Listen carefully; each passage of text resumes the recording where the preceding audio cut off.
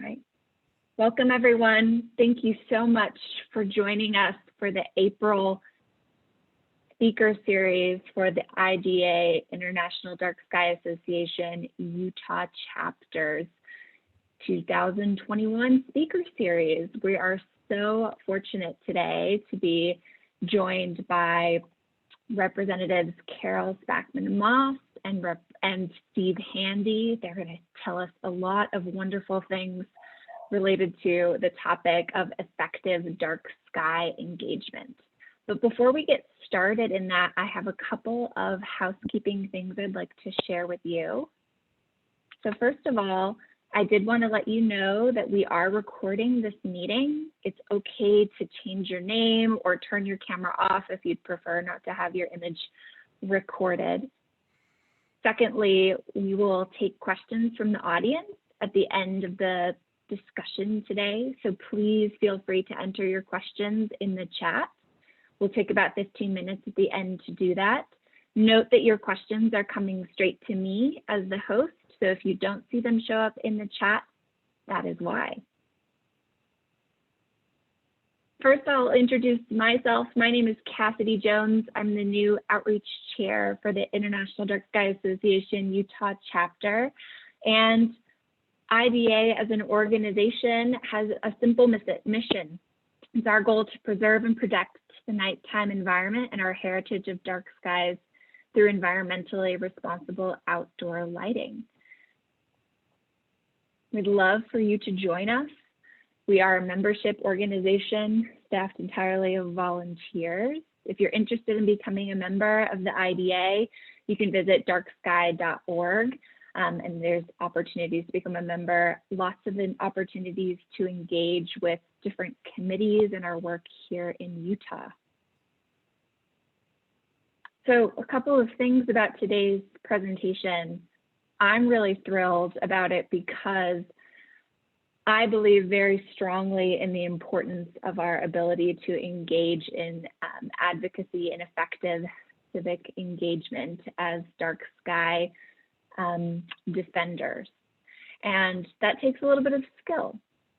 So on today's conversation, Representatives Spackman Moss and Handy will help us understand kind of the best ways to communicate with elected officials and just sort of what works when working with legislators. So with that introduction, I'm going to go ahead and stop sharing my screen. And I'm going to ask folks to introduce themselves. So Carol and Steve, I'd love if you could just share with our group assembled here, first of all, your name, the district you represent, how long you've been in office, and kind of your dark sky story. So Carol, can we begin with you, please? Yes, thank you very much, Cassidy. And it's a pleasure to be here with all of you and my colleague, Representative Steve Handy and friend, and Alan Eastman, who originally asked me to do this. And Alan and I are longtime friends, and he's been my legislative chair and been very helpful in working with me on other many legislative issues. First of all, I'll just give you my professional background. I have undergraduate and graduate degrees in English from the University of Utah, and I taught high school English for many years at Olympus High, writing and literature. And that includes communicating with people, whether it be speaking or through writing. And so it was a really good background for going into politics because I had to get along with and interact with so many different people and different styles of communication with students, with parents, with administrators. And I always say when people ask me what I did to prepare for a career in politics, and it's not really a career. I mean, it's been a bonus career for me because it's not full-time, but it seems like it, doesn't it, Steve? And I just say 33 years in classrooms with teenagers, and then, you know, it gets a laugh, but it's really true. It's just working with people. professionally and personally much of my life. So this is my 21st year in the legislature. Just finished my 21st session, and it's my district, House District 37 is half of it's in Holiday and half of it's Murray. And both those cities are divided into other districts as well, because in the urban and suburban areas, you know, one city might have 3 different representatives, but I live in Holiday, have for many years. And I just love what I do, and I love the people in my district. So with that, I'll turn it over to Steve. Thank you very much, Carol. Just a great friend and a great mentor. I have half the time in the legislature that she does, 11 years. But anyway, I am from Davis County, from Layton. And I am professionally have worked in the communications business and was drawn to public service. I tell students in classes all the time, you know, I'd never recommend everyone run for office, but the one basic thing you have to do is vote. But for those of us who are drawn to public service, you know, you jump in and you kind of do the best you can. I've had 2 pieces of legislation regarding dark skies. I had a resolution a few years ago that had to do with lighting. And had to do with outdoor lighting, and talking about that. It was, we're trying to get the attention. I'd had a constituent contact me that was having some frustration with my city, Layton City, with the street lights, to see what I could do, and you know, talk to the city leaders and so forth, and try to facilitate a conversation. But basically, that ended up in a resolution that was very, very popular. I've been involved in the dark skies community a little bit, and then this last session, I had the opportunity to sponsor the dark sky license plate, and worked with Cassidy and her team, and it was really a lot of fun. We worked really hard on it, and she can talk to you about that if you don't already know about that. But that will give us a good case study to kind of see how going forward, and I'm going to do the license plate again, how going forward, we came kind of this close. We were by 1 vote short getting it out of the House of Representatives. And we'll try again. But I kind of knew going in that, you know, license plates, you know, there's a lot of license plates, and you know, that's another story. But this is a terrific afternoon, and I look forward to helping and providing to you just some guidance and direction about how to interact. It's not as scary, and the bar isn't really as high as you might think it is, right, Representative Moss? It really is. Right. So let's go ahead, Cassidy. Great. Thanks so much to both of you. I really appreciate you being here, and know that you engage on a number of issues, certainly not just dark skies. So I'm wondering if we can, or just wanted to set up for our audience here that many of you may have come to this presentation because you're passionate about dark skies, and some of you might not know as much about dark skies, and you're just really interested in learning how to be a more effective advocate and more civically engaged. And I appreciate you being here, whatever you're coming from. But what I'll ask to kind of set us up here, I'm going to lob a question that I got in the chat to each of you. Can you talk a little bit about what dark skies mean to you? What does dark sky protection mean? Just to give our audience kind of a baseline understanding there, as well, to help them understand you a little bit better and how you came to learn about these issues. Do you want me to go first? Well, when Alan first asked me about doing this, I said I'd love to, but you need to send me some information about it so I know more what it means. I mean, in general, you can know by the title what it means. And this is one of the things he sent me, and I printed this out. And there is a fabulous information just on these 2 pages that I hadn't really thought about. And as I've really thought about this in the last couple of weeks and read many of the other links that Alan sent, first of all, I'm in awe of the fact that Utah has 9 dark sky designated places. Is that the most of any state? I'm not sure I read that. I don't want to say that incorrectly, but that's a lot right here in the state. And then I've also thought about how many people, individuals, like in my neighborhood, we have motion sensor lights. So sometimes deer run across our lawn and everything lights up. And, you know, for a lot of reasons, safety and so on. But some people just have lights that are on all the time. And you think about it as you drive around suburban neighborhoods, and it seems like more and more homes, as they're tearing down old ones, building new ones, have lots and lots of lights on them.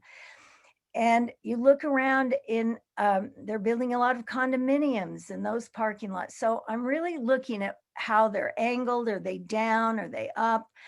And I think one of the places that I would recommend that you'd start would be at the municipal level, talking to your city council, going to your city councils. When you ask about my interest in it, I told Cassidy this story recently. We had a little pre-meeting, and said I'd never really thought about what we don't see here in populated areas till about 10 years ago. My husband and I went on a humanitarian mission with a group called YouthLink to Peru. And we went up the Amazon a couple hours from Iquitos. We're staying in a fishing village, and we'd go over to this village and we'd teach and we work with the people in the village. But one night we went out in canoes, and it was pitch dark except for the moon and the stars, and very few lights on shore. And we looked up at the sky. I have never seen it like that, ever. And we're in the Southern Hemisphere, so the Big Dipper was reversed. And it was something I will never forget. But I think unless you've had an experience out in the wilderness, maybe right here in Utah or camping, we really forget. I live just in the foothills below Mount Olympus, a beautiful view, and sometimes the mountains coming over, it's spectacular, but we can't see. When they say, oh, there's a meteor going over at a certain time, I really can see it because of the trees and the clouds and everything. So we're missing out on one of nature's most spectacular views. So now I'm really interested in all of this, and I'll probably join your organization because I'd like to know more and go visit these sites in Utah. Let me just Thanks say so much, Carol. We're happy to have you. Go ahead, Steve. I think we have, is it 23 designated international dark sky locations in Utah, the most in the world. Really? Actually, it's the most of any political jurisdiction in the entire world. Thank you, Alan. So I've always been fascinated by the heavens. I've studied the constellations. I watch the moon phases. I knew that we had, as an individual who's been born and raised on the Wasatch Front, I knew that as our population has grown, that we are experiencing significant light pollution. But I didn't know really too much about that. There was a kind of an effort to control this until I got involved in this legislation a few years ago, and then I've become a student of it, and certainly embrace it. In my backyard, not really in my backyard, but is Antelope Island, one of our designated state parks. I've been to star parties there. I enjoy going to star parties there, and we used, when we pitched the license plate, we used some incredible video from Antelope Island and the ranger out there who was instrumental in getting the designation. So this is a really important issue for humanity to be involved in terms of quality of life. So there you go. Excellent. Thanks so much to both of you for that kind of groundwork. I'm going to dive now into some questions that I hope will get into this sort of, what's your best advice for working with legislators? But first, can you just explain briefly the state legislature? How is it different from the federal legislature? Just briefly to make sure we're all on the same page. Well, that's a very good question, because there are a fair number of people that don't know the difference who write to us. The biggest clue is when they say, vote for HR, and then it has 4 numbers behind it. That's federal legislation. And state legislation would be like HB. It could be anywhere from 2 up to 5, 6, 700, but it doesn't have 4 digits. But it's HB means House, and SB, Senate bill, House bill. But we we do, the basic thing we do, the most important thing we do is we determine the budget for the state of Utah, which includes almost half our budget goes to public education. And so that appropriations committee decides on the amount of money that will go per pupil and for school buildings, for, everything to do with primarily the cost of education or the personnel, teachers, administrators, and staff. Human Services, Department of Health, that's another area that's needs a lot of funding. And ours are all state related. We get federal money, which is, we're having a special session in May, aren't we, Steve, to decide how to spend that wonderful COVID relief money. And I've been looking at some of the things it can go for, and, it'll be enormous help for everything from small businesses to health department, educate schools, upgrading schools and filtering systems. I won't go into all of that, but anything to do with like our state. I'm on an appropriations committee that funds the courts, all our state courts, district and municipal courts, our Attorney General's office, all those attorneys, the corrections, prison, highway patrol, youth facilities, anything to do with law enforcement in the courts. And as I say, there's federal funding that comes in, but it usually has to be spent for certain things. But we basically pay the bills for the state, and then we pass laws, obviously, everything from traffic control and any number of things. We have way too many bills, don't we, Steve? About 1,400 bills are filed every year. And how many did pass this year? 400 or 500? In that low 500, maybe. Yeah, but maybe that you can add to that, Steve, because that's just part of it. Let me just give you a little 101. In the state of Utah, there are 75 members of the House of Representatives, myself and Representative Moss, so 75. We have 29 senators. The representatives serve for 2 years, just like a congressman or congresswoman. Our senators in Utah serve for 4 years, as opposed to 6 years in the federal system. We are all part-time. We do get paid a little bit. I think our session pay for the year, and there's some other things, is about $15,000.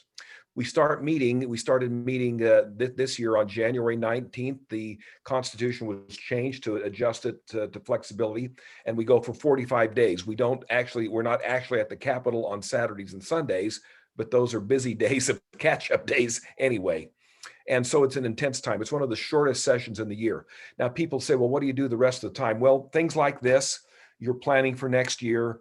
We are all on committees that start to meet in what's called the interim, which will start here in the middle of May. Then we'll meet in May, June, taking July and August off, meeting in September, October, November. And this now enables us to take a deeper dive on subjects without the pressure of a legislative session that you're pressured to vote for something and to move it up or move it down. So that's kind of what it is. So 29 senators and 70. The representatives, we represent about, supposedly about 36,000. Some of the districts have grown way more than that. The senators, 102,000 if you have 3.2 million Utahns.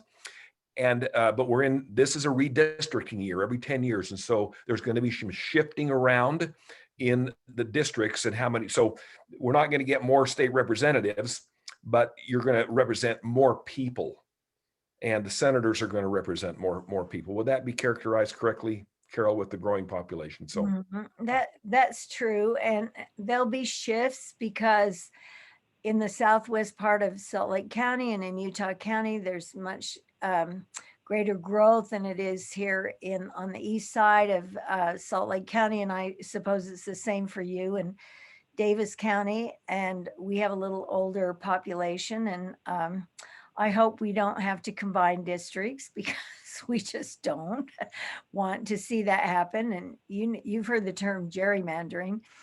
But it's interesting because if you're in a highly populated area like we are, you don't just represent a city. You know, a lot of people know their legislator because in smaller areas they say, oh, he represents Cedar City or Payson or something. But I've represented over the years because every 10 years the districts change. I've had part of Mill Creek, I've had Olympus Cove, I've had a little part of Midvale.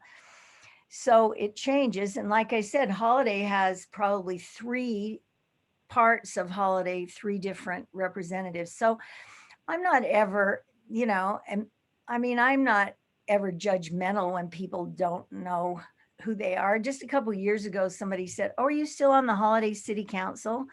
So, I mean, you know, people don't, unless they're really involved, or they write to me and ask me about speed bumps, or they see me out walking and we need more lighting, we need a speed bump. And I go, oh, contact your city council. It's nice to pass it on to somebody else. And similarly, I tell people sometimes, oh, that's a federal issue. Contact your congressman's office. And one thing people don't realize, first of all, we don't have our individual staff. People often write to us and say, oh, if you can't come, somebody on your staff. Well, the staff we have, the Republicans have staff at the House and the Democrats have staff. We have three people and you have a few more. But, and they help us all during the session. Plus we all are assigned a college intern during the legislative session and they're wonderful. I mean, they keep our calendar and they just do all kinds of things for us and make sure we've got the right folders and info for committees and take phone calls. And I just always want to bring them home with me when the session ends. Actually, I've sometimes hired them. Last year, I hired my intern to be my campaign manager. But we have to manage it all ourselves, don't we, Steve? And thank goodness for electronic calendars. And see, congressmen and women have staff. So my congressman is John Curtis, and well, I happen to know him because he's married to my cousin, so I have his cell phone number, but you could call, and you know, Senator Romney's staff here in Salt Lake if you have an issue with a passport or a visa or something. And I often send people to them and they have staff that take care of certain areas. But when you write to us, it's us, right? I mean, I answer all my own emails. I don't answer all my emails because we get hundreds and hundreds, and I'm getting many still from all outside of my district who are saying, stop making the kids wear masks in school. And they're pleased. I mean, I can't say whether I'm sympathetic or not, I'm not going to say, but I don't answer them all because they don't want to hear my answer, first of all. And there's nothing we can do about it now anyway. But I don't know if you want to get into what to do and what not to do. Maybe that. Yeah, I think that's fantastic. That actually gives us a really good understanding of just sort of what sorts of issues you all work on. Some things to keep in mind, noting that districts change. There have been some articles in the news just today about preliminary census results out and how that's changing things. So it's really relevant. But also just, you know, the challenges that it is for state representatives and senators to do their work, which is good context to have. So I do have one more question before we dive into some advice like we were just talking about, but can you talk a little bit about kind of how state legislators feel about connecting with constituents and what you personally do when you hear from a member of the public? So I want to put a finer point on this and say that there has been a question already in the chat about, is it true that legislators mostly respond to the opinions expressed by their own constituents or voters in their district, and that they won't listen if you don't live in their district? You want to take that one, Representative Handy? Yeah, I will. And Representative Moss started down that road, and that is that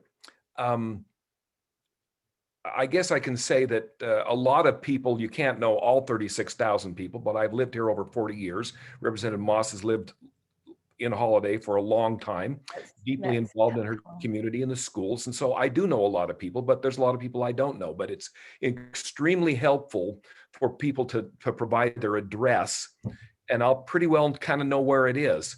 There are some funny things you can do with technology that you can kind of try to fake us out. But I want to respond to, and I guess I want to say this too. This occurs to me. It's wonderful and great to pass legislation. It makes us feel good.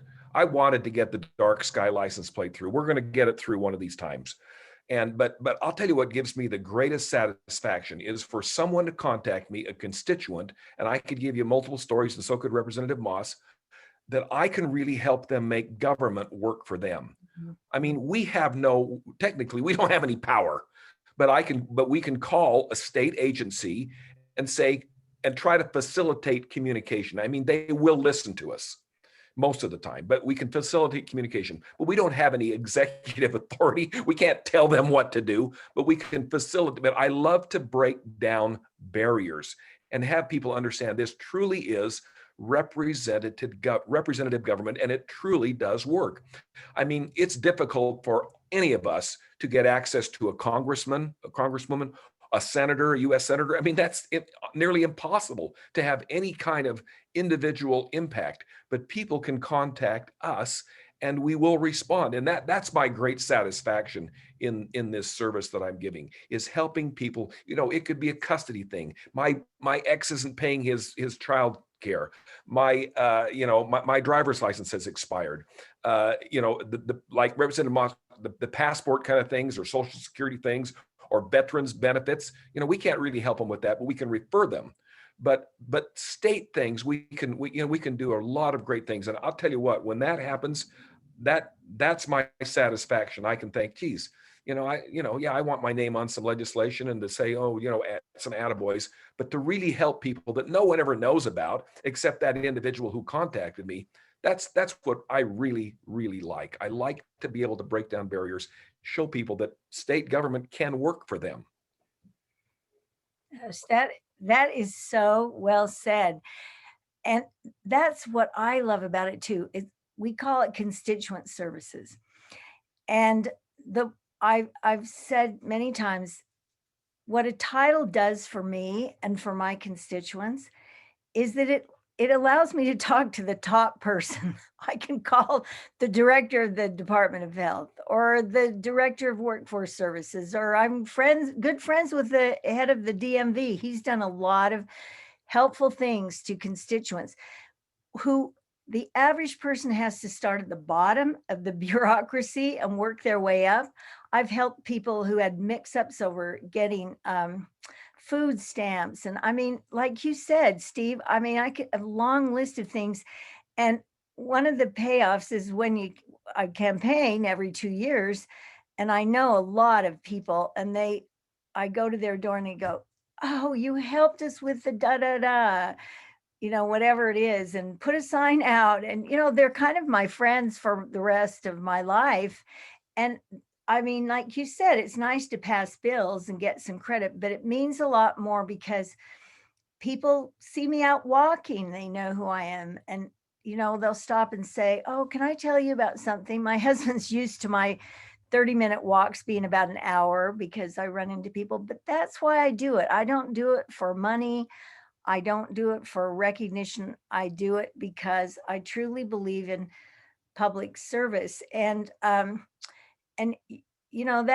is an advantage, though. We do have an advantage. I mean, I know the governor, so does Steve. We know him well. He was in the House, and he's really busy. So when I want to get something info to him, and same with any of our governors, I just go through their chief of staff or deputy chief of staff. So we do have access to people who make decisions outside of just the laws we pass. And I urge people to ask me things like that. And I will do my very best to get answers. Many times I say, I don't know the answer, but I'll make some inquiries and get back to you. And I do. So don't ever hesitate to write. And like Steve said, well, we haven't said this yet, but always put your address. Many people write at the top constituent, and then it says they live in Payson or they live in Tabiona. They're not my constituent. Maybe they don't understand that. And don't send it to all the legislate. Well, it depends on what you're sending. But if you were just sending some information about dark skies, maybe you could send it to all the representatives. But when you asked this question before, do they really listen? Some legislators, I have to say, have a little disclaimer that they have written that comes up and says, I respond first to my constituents and then to others, or maybe they don't even respond.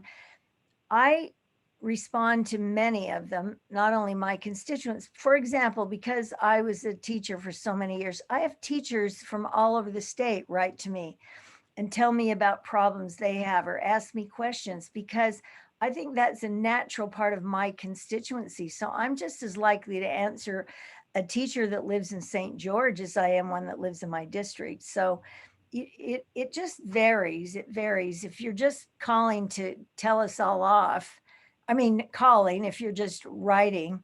And by the way, because I get phone calls, more I get emails and a lot of texts, but because I get a lot of phone calls, I let it go to voicemail. If I don't have your name in my contact list, I really don't answer the phone. I rarely answer it. But if you leave a message, I'll call you back, because we get people that want to rant, who might be rude, and we get scam calls just like you do. But just know that it's not that, I don't want to talk to constituents. And sometimes, like you, I have to choose the time when I can talk. Because one thing that about our job, people don't ever think about the fact that we've been at the legislature during the session till 7 in the morning, and they'll call at 9 o'clock at night. I'm not going to talk. I'm tired. Fair enough. Fair enough. And let's dive in a little more about the kind of best practices or mistakes to avoid that we've touched on here. So what can you offer? What are your best pieces of advice for emailing, and what things to avoid doing when folks are trying to get legislators' attention? Go ahead, Steve, and then I'll fill in. Thank you. I would say keep it brief, get to the point, avoid personal attacks. I mean, I have run what I thought was some common sense gun legislation to try to get what's called an extreme risk protective order, where a judge would, based upon due process, determine to temporarily remove from a dangerous individual their firearms. And you would have thought this was, I mean, I have had death threats and people posting crazy things on Facebook and just coming after me just brutally. And that's not helpful to try to construct public policy. But keep it, particularly during the session, when there's so much focus, keep it brief, keep it to the point. And Utah has an incredibly transparent way of, you can go to le.utah.gov, find your legislator, your bio is there, your photo is there, your email is there. There's a map there that you can figure out, now, where do I live? Who represents me? It's amazing. It's just easy and simple to do it. And, we want to hear from people. And yes, can we agree to disagree? Yes. But we don't have to disagree and be, in today's climate of Washington, nasty about it. And that's just, you're not going to get anything done. And I think we understand that, I think we understand that. So anyway, that's what I would say. And you know what, I can't emphasize enough to make it brief, that once I've been getting lately about the people that don't want their kids to have masks on, some of them, they're single spaced and they're really long. I was an English teacher. Make paragraphs, for heaven's sakes, double space between them and get to the point. And they just go on and on and on. And, when you just look at text and it's so dense, you don't want to read it, make it visually appealing. And it's always nice if you say, "Dear Representative," and then thank you for your time. I mean, most people are pretty polite, but like Steve said with his gun bill, you may have heard about one of my bills I've run about 4 or 5 times to get people to hang up their darn phones when they're talking, to hands-free, we call it, but it's really distracted driving. It's against the law to text and hold your phone, but it's not a primary offense. Mostly I have people that write and support me and say, I just don't understand why they don't pass it. But some people are just rude. And I've said to a few of them, you know, you might get a better response if you weren't so rude. And, you know, I don't know. I'm just at that age. And I said, I've taught teenagers for so long and talked to so many people. I just feel like I can just say to them, that's so disrespectful. Why do you ever think you're going to get anywhere with someone if you use such, I don't know. And not that can't take it, you know, if you're in politics, somebody said once when I wrote back and said something, well, if you weren't so disrespectful and rude, I might have responded. And they go, well, you have thin skin for a politician. No, I have really thick skin, or I wouldn't be in this, right, Steve? I'm not easily, you have to have a good sense of self and know everybody isn't going to like you. So if you can't take it, but I don't need to respond to that kind of treatment. But one thing I would say is be sure you put your address. And here's another thing. Put in the subject line exactly what it's about. So let's say with Steve Handy's license plate bill, okay, it had a number to it, like House Bill, da-da-da. Well, many people just put HB, whatever the number is, and then say, please vote for this. This is important to me. Well, what is it? Do you think I have time to shift over and look up every single bill and the title? All you have to do is put the title. But I think if you were starting out by wanting to inform your legislator about the dark sky movement and the International Dark Sky Association, I just start with a nice email, friendly, and say, I'm part of an organization that I think is very important and it's about light pollution, and just give a little rundown and then put a link to that, you know, just that 2-page thing I showed you that has a lot of information on it. And it just made me start thinking about, wow, this is a problem. It's something we need to address. I mean, I hadn't really thought about the wildlife and how it disrupts nesting and animals that hibernate and all of those things that I hadn't really thought about, but just say, this is a growing movement. If you are interested in joining, it's only da-da-da. So, I mean, you have to decide as an organization, do you want to start by being informative and educational? Or if there's legislation involved, like Steve's license plate, then specifically say, I'm part of an organization and this is really important to me and this is one way we're trying to promote it. And then you're specifically asking for something. And, you know, I wouldn't mind if people outside of my district wrote to me and said that about that bill. I'm supporting that. Okay, here's the number one thing we don't like. Many organizations have form letters, emails on their websites, and all you have to do is put in your name and address and it will automatically go to the right legislator. Well, we had hundreds, and I'm not exaggerating, they would just come in by the hundreds on things like, I call them the anti-maskers, the anti-vaxxers. Don't make us have a vaccine passport. You know, that this was the year. They might be on other things, gun control, and they're all the same. And even if they're from my constituent, I look to see, and I do sometimes answer, but after about the 50th one, and it all reads the same, do you know how much more attention we pay if you give a little example? Like if you wrote to me about dark skies and said, I took my kids camping and for the first time they could see this. I mean, just something, and say, this is so important to humanity, just what we've been talking. I'm a storyteller. That's what I did. I taught literature. I want to hear a personal narrative connected if possible. And so that's the biggest thing. We do not like those form letters that are done by somebody else. I even sometimes say, who's the organization behind this? And they never answer. And guess what? When I do answer them and say, well, I agree, or to some extent, but there's this, they never answer. How about answering and saying thank you for your response? I mean, just that would be nice, right, Steve? I spend hours and hours and hours answering, whether we're in session or not. But how about it? Thanks for the information or for your time. I like it. These even just courtesy things. These are good. I'm going to ask a slightly different part of this question, which is, somebody's mentioned that there's a lot of issues, right? And there's a lot of folks out lobbying.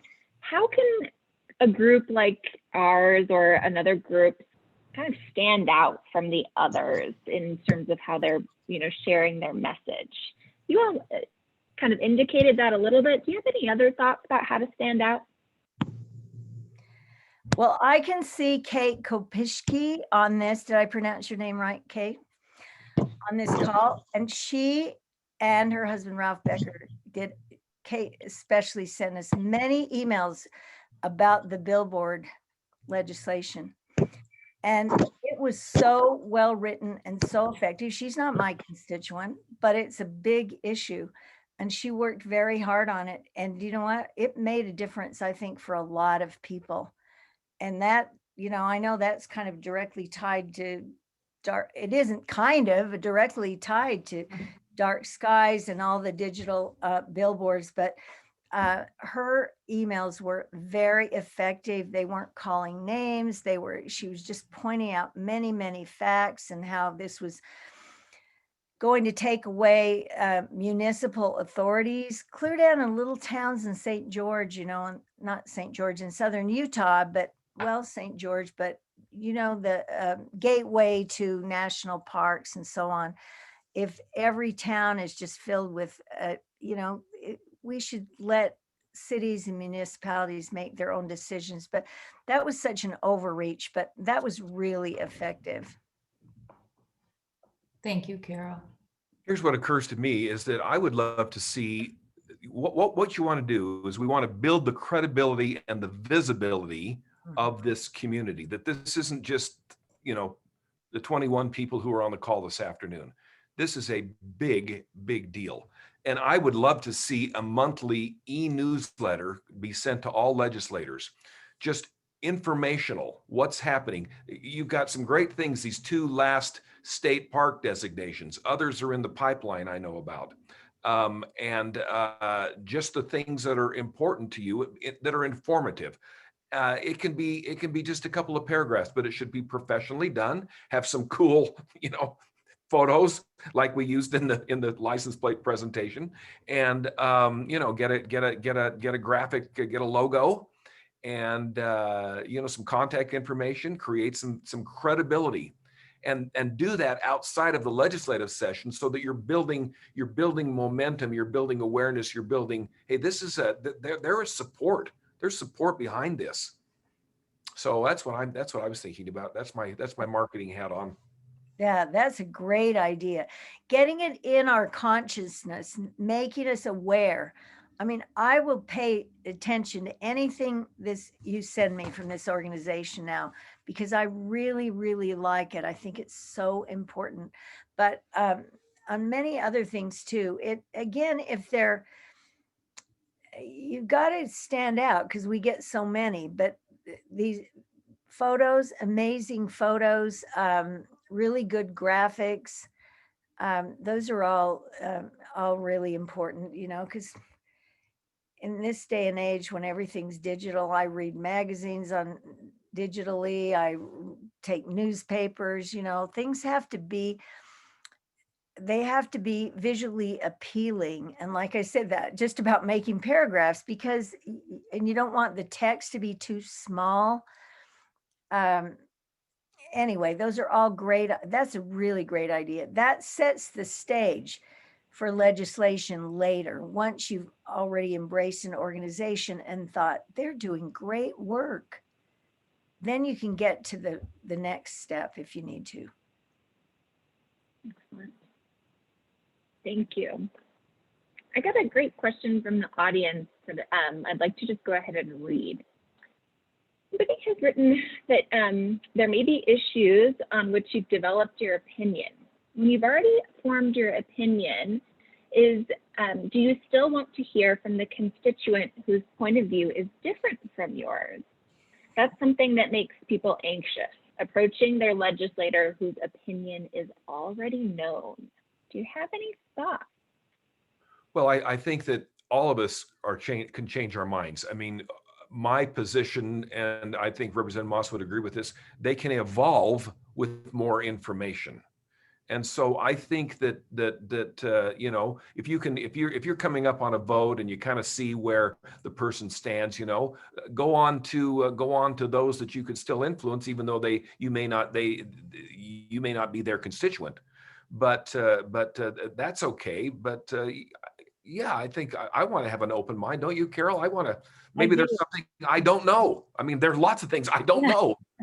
Well, I'm trying to think of a specific example because I like to give examples, but I know I can still visualize myself saying, well, I've changed my view on this somewhat, you know, and if you send what I think is sound information, you know, and not, I don't know, so much today on social media is it's so loud and bombastic, and it's so, yeah, it might be attention getting, but anyway, I like information, and I'll read it if it looks informative, as opposed to a diatribe. Maybe that's a good way to distinguish it. You know, just in the last, I don't know if you read Robert Gerke's column, but he pointed out just in the last week or two well-liked newscasters. One's Ben Winslow, covers the legislature regularly, and we all like him, don't we, Steve? He's a Fox 13. He's very good. He's really personable. He's just become, I think, someone all of us respect. And then a man named Jason Wynn, ABC4, and they both got attacked on Twitter. I could tell you this situation on one, I don't know on the other, but Ben tweets a lot, and it's mostly informative. He listens to committee meetings and tweets what you're saying. And he's been attacked so viciously. He said recently, for my mental health, I'm going to step away from Twitter and social media for a while. And Jason Wynn got death threats. Now, we have constituents. You said you did. If you do anything to do with guns, I did a bill that had to do with sex, about sex ed curriculum this last year. I didn't get threats, but I got really, really mean emails saying I wanted kids to learn how to consent to having sex when they were in the first grade or something, and videos that I had nothing to do with. And that, it does make you want to just disengage. You think, who'd want to be in politics? I have colleagues, and you know some of these folks who've had highway patrol have to come and, you know, kind of monitor their homes. And we don't sign up for this for glory or riches. A lot of people said, oh, don't you make $70,000, $80,000 a year? I said, at most, it might be 20,000 by the time you add in, you know, our interim meetings. If you have extra task forces or something, you don't live on that, right? I think one of the biggest perks is I get a cell phone that has unlimited data plan, but other than that, right, Steve? So you see how, but I mean, who can be against dark skies? It's just that if you want to regulate everything, you know, then that's another thing. But I mean, just the fact that now most new parking lots or businesses, their lights go downward instead of upward. Why didn't somebody think of that before? You know, I think just if people started reading your literature regularly, they'd realize things they could do, but just within your own city, right? I mean, Alan, we can easily go to Holiday City Council meetings or Murray and do public comment. And that's another place you could start. You could ask to do a presentation maybe from your organization. I just think this is such a great organization, and it's something that shouldn't even be partisan in any way. but would really improve our quality of life in many ways. Yeah, great. That's a Thank you. great I've idea, got Carol. I a will have to do question. that. Thanks, Alan. I've got one question that's kind of brief and then one that's a little more complicated, but I'm going to ask them at the same time. Similar to a question on the other side of asking a question about an issue which you've already determined your opinion, do you appreciate emails from people who agree with you to say, please vote for this when you intend to? That's the quick question. Mm-hmm. The complicated question: how should dark sky folks, advocates, respond to the folks out there who think that dark sky advocacy is government overreach and do not like being told what to do? Yeah, that's what I was alluding to. You go first, Steve. Thank you. But certainly as human beings, we all like praise, don't we? We all like to say, you're on the right track. We like to have encouragement. So please, yes, I love an email. Boy, I really agree with you. Great job today. Just, that's a great thing. This other issue, I didn't see this kind of coming, but when we had the debate on the license plate in the House, there was a representative from Southern Utah who attacked me because of the dark sky, the designating International Dark Sky Organization out of Arizona. And it was really a cheap shot setup trying to, I hadn't looked into them. Why did I need to? And that they were some kind of a, subversive left-leaning group, and my head is exploding when he's right, Cassidy, you were listening. Well, my head was exploding when that was going off. And so I think that it's just continue the good messaging. Continue. I mean, which one of us urban dwellers can be opposed to being able to see the skies? I mean, they had this morning was the so-called pink moon that I'd heard about on the news. Cool. So I went on my early walk, and sure enough, there it was, this large, gorgeous moon in the western sky at 7 a.m. this morning, and it gave me a lift for the day. And those are the kind of things that we need to convey.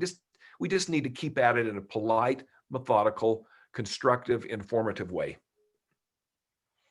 Yeah, that is funny that liberals get stuck with all kinds of things in this state, a liberal plot. Well, I mean, it's true, Steve, in your party, there's a lot of rhetoric about, reducing regulations. And one of your colleagues told me it when I ended my summation for my bill about the cycling, the bicycles being able to treat a stop sign as a yield. And I talked about improving your health, encourage people to bike more, and clean air. And one of your young colleagues came over and said, hey, Carol, you should have ended that with, it reduces regulations. So you lost a few votes. Well, it passed. But when I went to the Senate, I said that in the Senate committee, I ended with, and we're known for reducing unnecessary regulations and repealing laws that don't work or aren't consistently enforced. And it passed easily. And I laugh about it, except it's a very good lesson. And this is it. Know your audience. Know your audience. And so he's right too. I mean, I have to think of that too.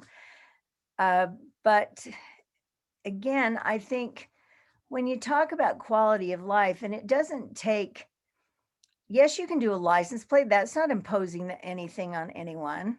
And it's a way of advertising.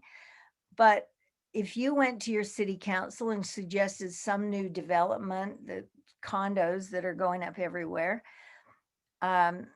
say, I hope you'll keep the lighting. You've got to have security lighting. I hope you'll keep it dim or down or aimed however. I mean, they're lighting engineers. They know how to do it. because these condos are not, they're not close to my home, but there are a lot of homes in Holiday, your downtown Holiday, that will be affected by that light. So, I mean, just bringing things to attention before some big development goes in and they have lights everywhere. I think that's just, you know, something that any citizen ought to be able to speak up and say something about. So I don't think that, you know, we're not going to have a raft of bills right away on this, are we? You know, saying you can't have, I don't know if they do other places. I'd be interested to know what kind of legislation other states have done. Alan, you could probably get some information about that. I could probably find out from international dark skies. Yeah. Because that I'm not. Nevada passed a dark sky, like kind of just advocacy legislation this year to kind of highlight their dark sky places. So there is some amount of state legislation that's happened. Okay, but see, I'd be interested to know that, because maybe there's something I could do. Maybe there's more things Steve could do. But I mean, this is really exciting. I mean, I'm just thrilled to learn about it and to be able to, you know, explore some of these places, like go out to Antelope Island for that reason, Steve. I mean, I've gone out there in the daytime, but I never thought about it at night. Well, I'm going to go ahead and wrap us up here by putting a couple of quick things in the chat. I want to share with everyone that if you would like to learn more about what we do, kind of join us at Utah IDA, we've got a website, and it is there in the chat for you now, utah.darksky.ngo. I'm also going to go ahead and share this piece of information about Nevada legislation, because it's all coming in for me. So if anyone wants to check that out, there's the link. Last one, Betty Mayafoot from headquarters has shared one more thing that I'll go ahead and make sure that Carol and Alan and Anil see too. So you have a Facebook I page, wanted to, Cassidy, do you have a Facebook we do. page? Okay.